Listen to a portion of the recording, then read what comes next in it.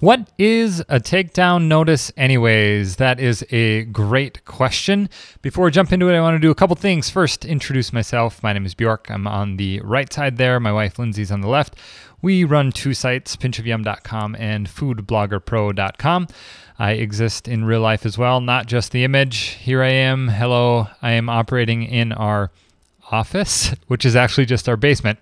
So I'm going to hide myself so you don't see that pair of pants hanging up behind me in the laundry room.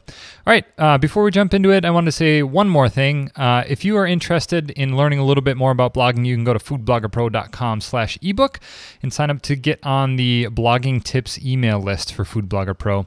And we'll send you a free ebook. It's called 10 Mistakes That Bloggers Make and How to Fix Them when you sign up.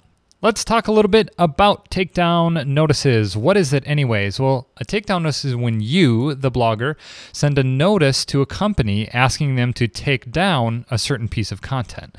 Now, why would you ever do that? Well, let's talk about that.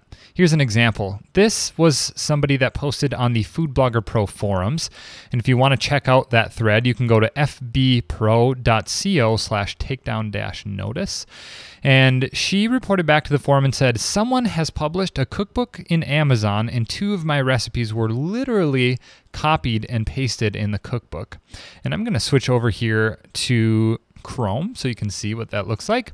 Here's the thread, and I actually post an example of a takedown notice in the thread. But if you want to go there and check it out, you'll see that the person that had this issue was actually able to get that ebook removed by sending a takedown notice to Amazon. So pretty cool. Here's another example. Pinch of Yum, Lindsay's food blog, has had this Instagram account that has been copying pictures and using them. And this isn't necessarily negatively affecting the blog, but it's just kind of annoying. And it's something that we don't want to happen. So in this case, what we do is we send a takedown notice to Instagram and ask for this account to be removed so they stop copying the pictures that Lindsay has created. So those are a couple examples. What do you do if you see that your content is being copied? Well, first, you could send a nice note. And an example of why you'd want to do this is found in a blog post that you can get to by going to fbpro.co/food-blog-SEO. And if I go to that, the name of the blog post is a huge SEO tip that most food bloggers miss.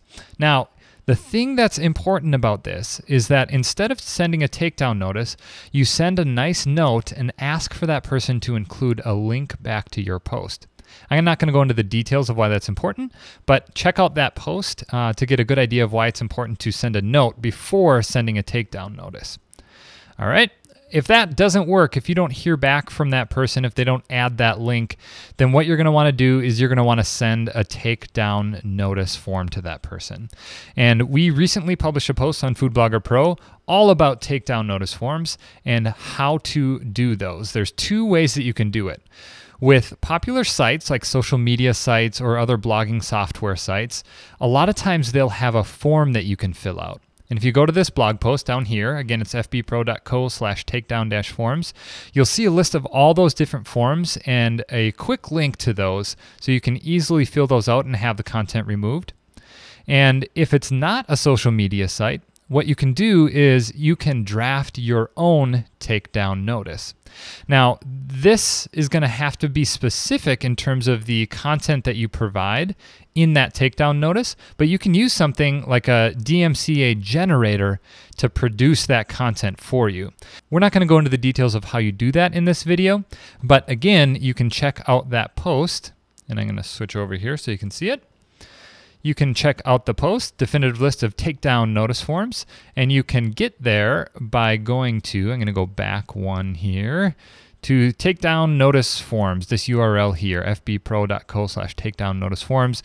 That will bring you to this list, and it will have all of this information about how to follow up and do a takedown request. And the one that you're going to want to look for is the heading called General Websites.